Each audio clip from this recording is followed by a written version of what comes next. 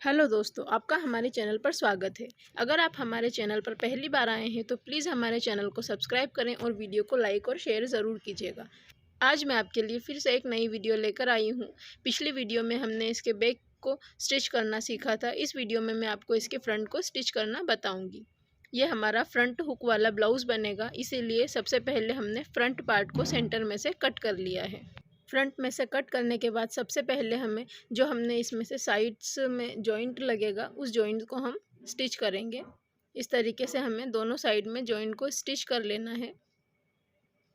सबसे पहले हमें इसमें एक सिलाई लगाकर इसे स्टिच करना है।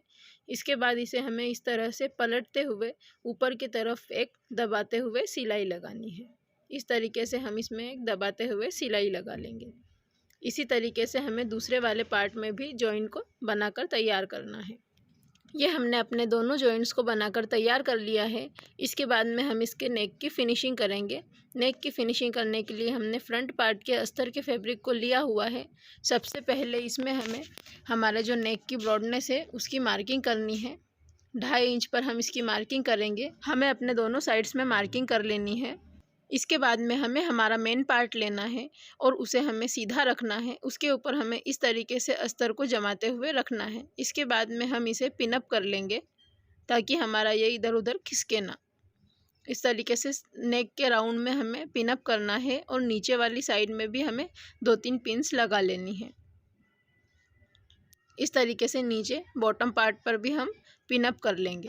पिनअप करने के बाद हमें इसे स्टिच करना शुरू करना है और हमें इसे नेक वाली साइड से स्टिच करना स्टार्ट करना है। जो हमारा वर्क है उसके बिल्कुल कॉर्नर पर हमें इसे स्टिच कर लेना है। इसके बाद में हमें नीचे वाले पार्ट में भी एक सीधी सिलाई लगाकर इसे स्टिच कर लेना है। इसके बाद में हम इसके एक्स्ट्रा फैब्रिक को कट करेंगे और जो नेक वाली साइड है वहाँ से हमें 1/2 इंच का मार्जिन लेते हुए इसे कट कर लेना है। इस तरीके से 1/2 इंच का मार्जिन लेते हुए हम इसे कट कर लेंगे। इसके बाद में हमें नेक में छोटे छोटे कट्स लगाने हैं। जहाँ भी हमारा राउंड शेप है वहाँ हमें छोटे छोटे कट्स लगाकर तैयार करने हैं। कट्स लगाने के बाद इसे हमें अंदर की साइड पलटाना है। इस तरीके से हम इसे पलटा कर सीधा कर लेंगे और ये बिल्कुल बढ़िया तरीके से हमारा जो नेक है फिनिश हो चुका है। इसके बाद में इसमें इसी तरीके से हमें दूसरे वाले पार्ट को भी स्टिच करना है। दूसरे वाले पार्ट को भी हमें नेक की साइड से ही स्टिच करना स्टार्ट करना है। नेक की गोलाई में हमें इसे स्टिच कर लेना है। इसके बाद में नीचे भी हम इसके बॉटम में स्टिच करने से पहले ये जो मार्किंग है इस पर एक मार्क लगा लेंगे ताकि हमारी हुकाई की जो पट्टी है वो छोटी बड़ी ना हो। मार्किंग करने के बाद हम इसमें भी सिलाई लगाएंगे। सिलाई लगाने के बाद हम इसके एक्स्ट्रा फैब्रिक को भी कट कर देंगे। इसके बाद में हम इसे भी सीधा कर लेंगे। इस तरीके से छोटे छोटे कट्स लगाने से हमारा जो नेक है वो बहुत ही आसानी से पलट जाएगा और बहुत ही फिनिशिंग से दिखाई देगा। इस तरीके से हमें दोनों साइड के पार्ट्स को स्टिच करके तैयार करना है। ये हमने हमारे दोनों पार्ट्स स्टिच कर लिए हैं। इसके बाद में इसके बाकी पार्ट्स को हमें अस्तर के साथ में सिलाई लगाकर तैयार कर लेना है। सभी में सिलाई लगाने के बाद जो हमारा एक्स्ट्रा फैब्रिक बचेगा उसे हम कट करके अलग कर देंगे।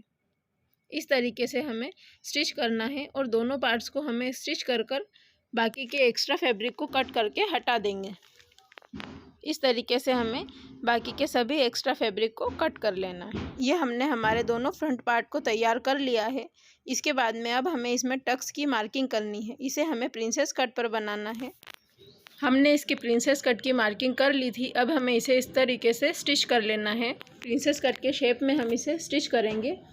इसी तरीके से हमें हमारे दूसरे पार्ट को भी स्टिच करके तैयार कर लेना है। इसमें हमें 2 सिलाई लगाकर तैयार करना है ताकि हमारी जो स्टिचिंग है वो खुले नहीं। ये हमारा प्रिंसेस कट बिल्कुल अच्छी तरीके से पफ बनकर तैयार हुआ है। इसी तरीके से दूसरे पार्ट को भी तैयार करना है। ये हमारे दोनों पार्ट्स हमने बनाकर तैयार कर लिए हैं। इसके बाद में हमें हमारे बैक पार्ट को लेना है और बैक पार्ट के टक्स को हम लगाकर तैयार करेंगे। हमारे बैक पार्ट का जो टक्स है वो 1/2 इंच चौड़ाई में होगा और 4.5 इंच की लंबाई उसकी होगी। इसी तरीके से हमें दोनों साइड्स के टक्स को लगाकर तैयार करना है। जब हमारे दोनों साइड के टक्स लगकर तैयार हो जाएंगे उसके बाद में हमें फ्रंट पार्ट में हुक और आई की पट्टी को अटैच करना है। सबसे पहले हमने एक अस्तर वाले फैब्रिक और मेन फैब्रिक की लंबी सी 2 पट्टियाँ निकाल कर ली है। इन्हें हमें उल्टी वाली साइड पर लगाना है। इस तरीके से सबसे पहले हमें एक सिलाई से लगाकर तैयार करना है। ये हमारी हाई वाली पट्टी है। इस तरीके से हमें इस पर एक सिलाई लगाकर इसे तैयार करना है। हाई वाली पट्टी हमारी हमेशा उल्टी साइड से लगेगी और सीधी साइड में हम इसे पलटेंगे। अब हमें इस तरीके से इसे ऊपर की तरफ पलटना है और एक्स्ट्रा पट्टी को हम कट कर देंगे। इस तरीके से हमें इसे कॉर्नर पर फोल्ड करते हुए और डबल फोल्ड करना है और इसे इस तरीके से कॉर्नर से स्टिच कर लेना है। पूरी पट्टी को इसी तरीके से फोल्ड करते हुए हम स्टिच कर लेंगे। हमारी आई की ऊपर वाली पट्टी को भी हमें कॉर्नर से अंदर की तरफ पलटना है। उसके बाद में इसे फोल्ड करके स्टिच कर लेना है। इस तरीके से अच्छी तरीके से इसे हमें जमाते हुए स्टिच करना है और कॉर्नर पर हमें पक्की सिलाई लगा लेनी है। ये हमारी आई की पट्टी लगकर तैयार है। इसके बाद में हमें हमारे दूसरे पार्ट में हुक वाली पट्टी को लगाना है। हुक वाली पट्टी हमेशा उल्टी साइड पर लगाई जाती है और आई वाली पट्टी राइट साइड पर लगाई जाती है। हुक वाली पट्टी को लगाने के लिए हमें सिर्फ अस्तर के फैब्रिक को लेना है और उसे सीधी साइड पर स्टिच कर लेना है। उसके बाद में हमें इस तरीके से डबल फोल्ड करते हुए उसे अंदर की तरफ पलटते हुए सिलाई लगा लेनी है। इसी तरीके से हमें पूरी पट्टी को पलटते हुए सिलाई लगा लेनी है और कॉर्नर को हमें अंदर की तरफ फोल्ड करना है। ये हमारी हुक की पट्टी भी लगकर बिल्कुल तैयार हो चुकी है। ये बिल्कुल परफेक्ट हमारी हुक और आई की पट्टी बनकर तैयार हो चुकी है। इसके बाद में हमें इनके शोल्डर्स को जॉइन करना है।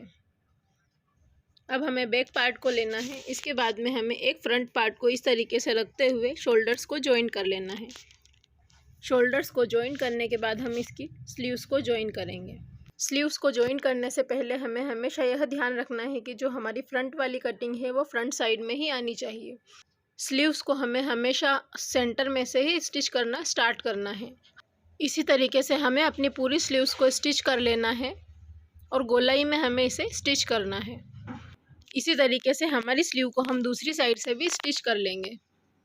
अब हमें इसे सीधी साइड में पलटना है और कॉर्नर पर एक स्टिच कर लेनी है। इसे हमें गुम सिलाई लगाकर तैयार करना है, इसीलिए सबसे पहले हम इसे सीधी साइड पर एक सिलाई लगाकर तैयार करेंगे। इसी तरीके से हमें बिल्कुल अच्छी तरीके से फैब्रिक को जमाते हुए सिलाई लगा लेनी है। सिलाई लगाने के बाद में हमें इसके एक्स्ट्रा फैब्रिक को कट कर देना है। जो भी हमारा एक्स्ट्रा फैब्रिक बाहर आ रहा है इसे हम कट कर देंगे। इसके बाद में हम इसे उल्टी साइड पर पलटेंगे और एक और सिलाई लगाएंगे। इस तरीके से कॉर्नर पर हम इसके एक और सिलाई लगाकर इसे तैयार करेंगे। जिस तरह से हमने इस साइड को तैयार किया है उसी तरीके से दूसरी साइड के शोल्डर्स और स्लीव को भी जॉइन कर लेंगे। अगर आपको हमारी वीडियोस पसंद आती हो तो प्लीज़ हमारे चैनल को सब्सक्राइब करें और वीडियो को ज़्यादा से ज़्यादा लाइक और शेयर करें। इस तरीके से हमने इसकी ये स्लीव्स बनाकर तैयार कर ली हैं। इसी तरीके से हमें दूसरी साइड की भी स्लीव्स बनाकर तैयार कर लेनी है। अब ये हमारा ब्लाउज़ बनकर बिल्कुल तैयार हो चुका है। इसमें हमें फ़िटिंग की मार्किंग करनी है। हमने इसमें फ़िटिंग की मार्किंग कर ली है और फिटिंग की मार्किंग पर हमें स्टिचिंग करनी है। इस तरीके से आपको भी मार्किंग करने के बाद स्टिचिंग कर लेनी है और हमारा ये ब्लाउज़ जो है बिल्कुल परफेक्ट फिटिंग के साथ तैयार हो चुका है। फिटिंग की मार्किंग पर सिलाई लगाने के बाद में हमें 1/2 इंच का एक मार्जिन लेते हुए एक और सिलाई लगाकर तैयार करनी है, ताकि हमारे ब्लाउज़ को लूज टाइट करने में प्रॉब्लम ना हो। इसी तरीके से हमें अपने ब्लाउज़ के दोनों साइड पर सिलाई लगाकर तैयार करनी है। अगर आपको हमारी वीडियो पसंद आई हो तो प्लीज़ हमारे चैनल को सब्सक्राइब करें और वीडियो को लाइक और शेयर करना ना भूलें। Thank you for watching.